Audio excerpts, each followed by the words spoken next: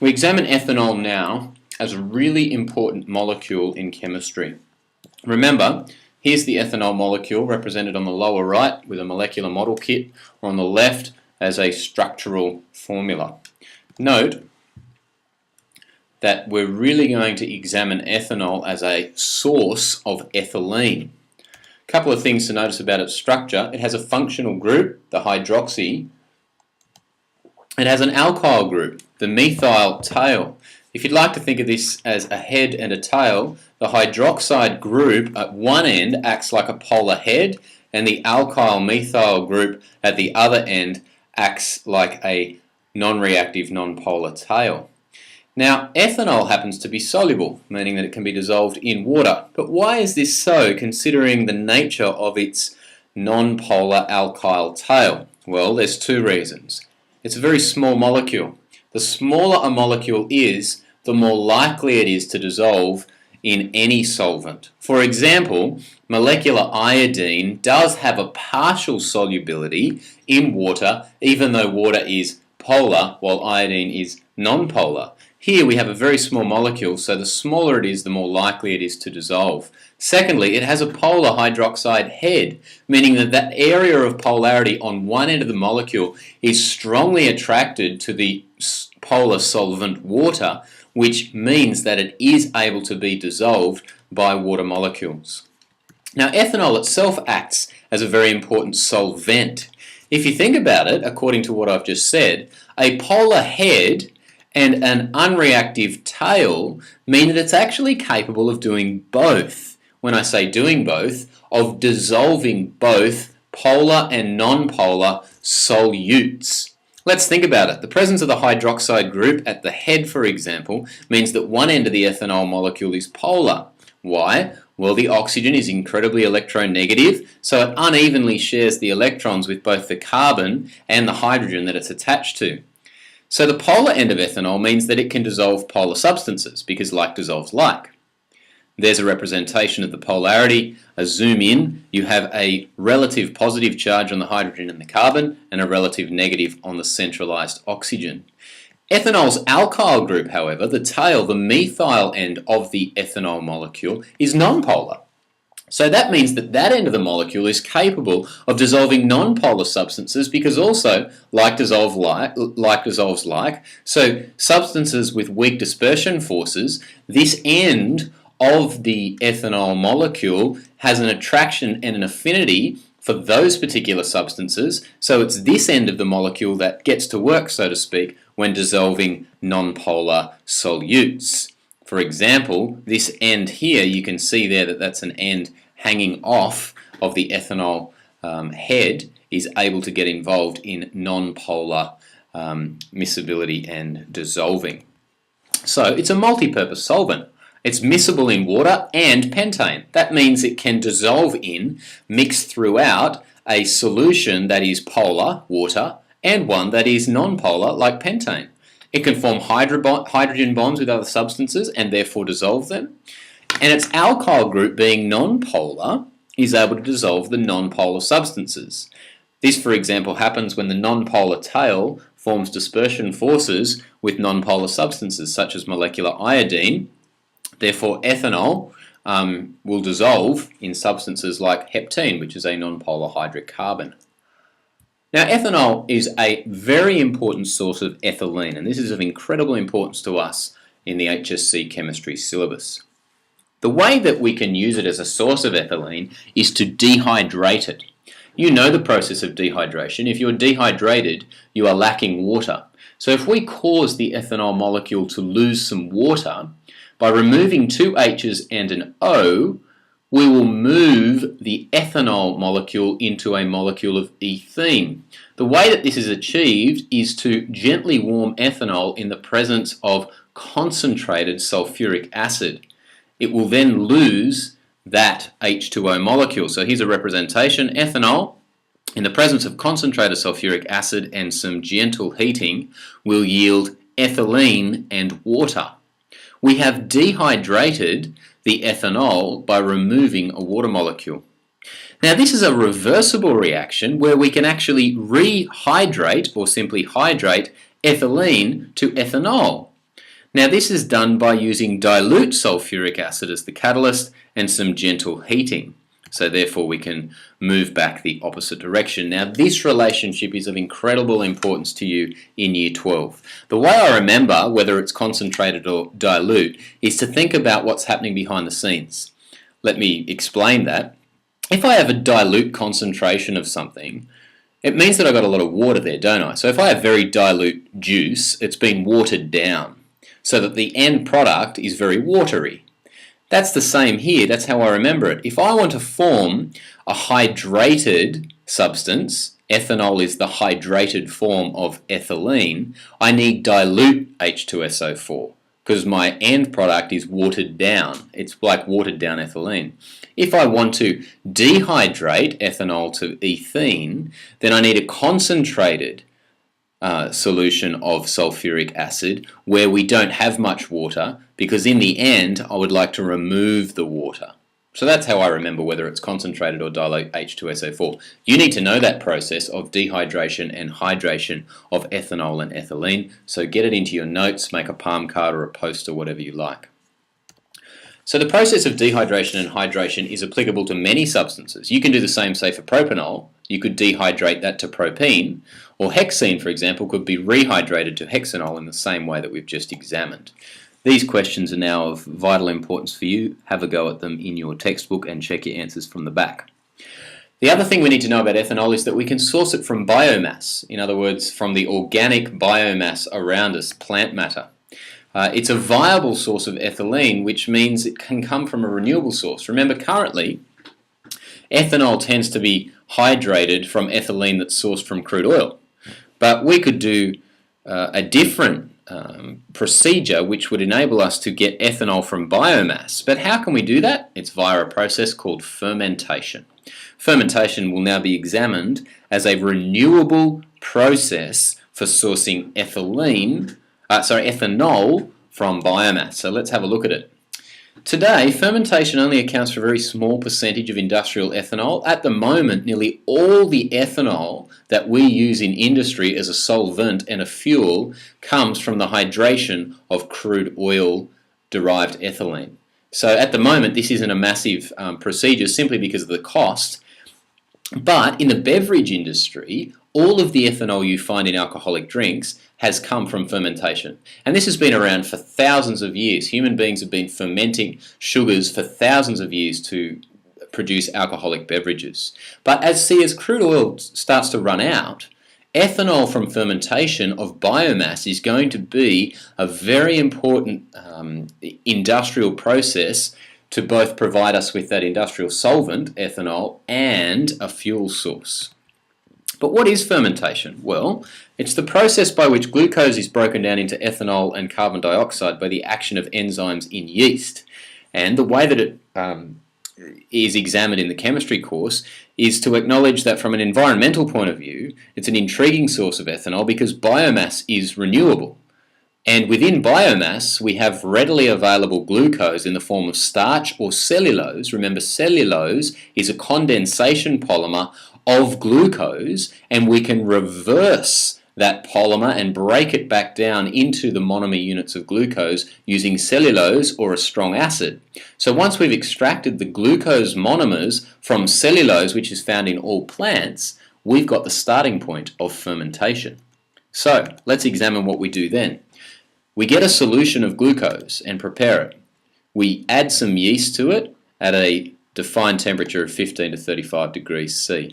Now the yeast colony loves the glucose and begins to multiply in number, producing enzymes which go ahead and cause the glucose to be further broken down into ethanol and carbon dioxide. The carbon dioxide is produced as a gas, ethanol is aqueous. However, with this process of fermentation, we can only get to a concentration of about 15% ethanol before the conditions become too harsh for the yeast to continue to survive, and they actually die at around about 15-16% concentration ethanol. Now this isn't a very high concentration, so we need to then distill the leftover solution in order to purify our ethanol to 100%. Remember, how do we separate two liquids? Well, if they have different boiling points, you can do it via distillation, which we have done. Ethanol boiling at about 78 degrees will be the first fraction off, and we can pick up 100% ethanol by further refining and distilling. Now there's the equation that you must know, Year 12. 1 mole of glucose in the presence of yeast becomes 2 moles of ethanol and 2 moles of carbon dioxide gas. Note the states, they're very important. Well, the beauty of fermentation as a process to produce ethanol is that all biomass contains cellulose, and many plant products actually contain glucose in the form of starch, which is a much more soluble form of glucose than cellulose, so the step of breaking apart the polymer of cellulose can be skipped if you have a very starchy starting product. For example, cornstarch, which is used in Brazil as the starting point for ethanol, enables the Brazilians to skip the step of breaking apart cellulose, which is costly and time consuming, and they can simply form a solution of cornstarch in the presence of yeast, which will then go and ferment. Sugarcane, fruits and other plant types also provide really good starting points for fermentation due to the readily available sugars and glucose in their structure. So ethanol is an excellent fuel because it yields 1360 kilojoules per mole of energy. That's a positive for ethanol. But even more positive than that is that it burns very cleanly. There's only 2 moles of carbon dioxide for every 1 mole of fuel burnt. If you think about an octane-based fuel, you get 8 moles of carbon dioxide for every 1 mole of octane burnt. So it's a clean burning flame. There's a representation of that combustion of ethanol. Likewise, you would need to be able to reproduce a combustion of ethanol to show fuel, to show the oxygen consumed, the carbon dioxide produced, and the amount of energy released as an exothermic reaction. The other good thing about ethanol is it can be used as a fuel extender. At the moment, with our dependence on fossil fuel-derived hydrocarbons for fuel, we can extend those by adding a mix of 1 in 5 ethanol up to 20% without any harm to existing engines in cars. Now that's a really, really good way of prolonging the life of the finite fossil fuels that we currently depend on by using ethanol as an extender. Now it's easily transportable and of course it's renewable. The negatives surrounding ethanol is that while it yields 1360 kilojoules per mole, that's a fair bit lower than current crude oil-based fuels. So it yields good energy, but not as much per mole, so we need to use more of it when we're using it as a fuel source. The other problem is that, and this is the major problem, we need large land areas to grow the biomass that's going to be used as a basis to source the ethylene and then ethanol from. This is going to mean that we have increased deforestation. We have associated cropping issues such as salinity, erosion, fertilizer runoff to producing eutrophication, which is the increased phosphates and nitrate concentration in waterways, which increases the likelihood of algal blooms. And there are ethical problems. At the moment, much of the world is classified as poverty-stricken or in fact starving, and so we have an ethical dilemma. Should we be using arable land for crops for fuel, or should we use that arable land for crops for food? And so there's an ethical drama. What is more important? Of course, feeding the masses with that vital need of food is far more important than our fuel needs, but the West is driving the global economy, and if we need an alternative to fossil fuels, there will be ethical debates that rage in the near future. The other issue is the waste of fermentation. After all is said and done and the 15% ethanol is distilled off, there's a lot of waste left over. In fact, 85% of that is going to be a waste product. Now some of that liquid could be recycled and re-fermented, but there'll be a lot of husk and fermented biomass left over that needs to be disposed of. And if you're used to driving past Cassegrain Winery at certain times of the week and day when they are fermenting, there's that very strong pungent smell that's an environmentally damaging leftover waste product of fermentation. And so there's going to be an increasing demand for an adequate disposal of this fairly pungent waste product of fermentation. Here's a good schematic representation of why ethanol can be regarded as a renewable fuel. If we start on the left of screen, we have the process of photosynthesis, whereby sunlight combines with carbon dioxide and water to produce biomass, which is essentially a polymer of glucose at the top. Now there's energy input during that. If we're going to do this via cropping, in the red circle, you need energy, which of course comes from fossil fuels at the moment, into this cycle. Glucose then can be found in the form of sucrose or starch or cellulose, which can be fermented into aqueous ethanol.